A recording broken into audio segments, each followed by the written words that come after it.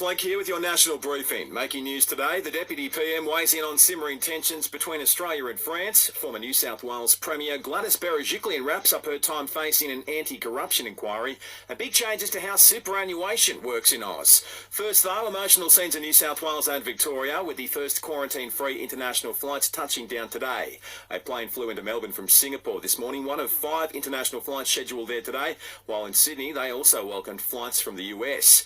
Taking a look at COVID cases across the country overnight, there's been 1,471 new infections in Victoria and 4 deaths. New South Wales has recorded 135 new locally acquired cases and 4 deaths too. There's been just 5 cases in the ACT and 2 deaths.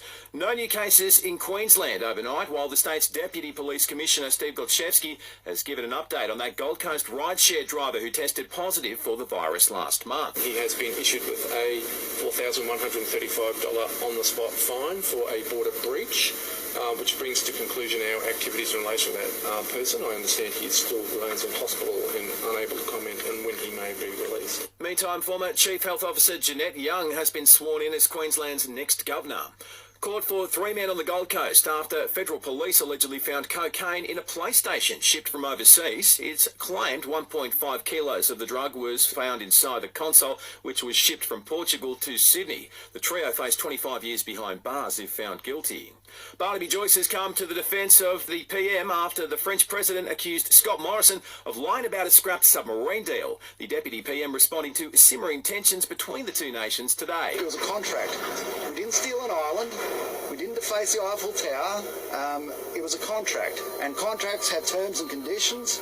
And one of those terms and conditions and propositions is that you might get out of the contract. We got out of that contract. Gladys Berejiklian's told the ICAC she had no reason to disbelieve her ex-boyfriend and then MP Darryl Maguire. The former New South Wales Premier is again in the witness box as the corruption watchdog investigates if she gave any special attention to Mr Maguire's projects.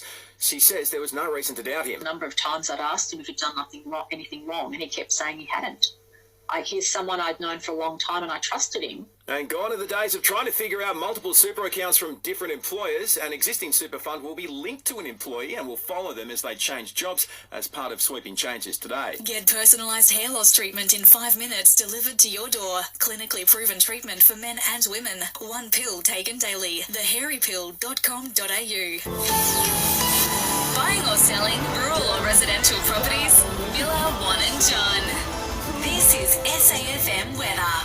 The rest of Monday for the Limestone coast, clear conditions reaching a top of 24 degrees, dropping back down to 11 tonight. On Tuesday, mostly sunny and a top of 29. And for radio, podcasts, music and news, download the free Listener app.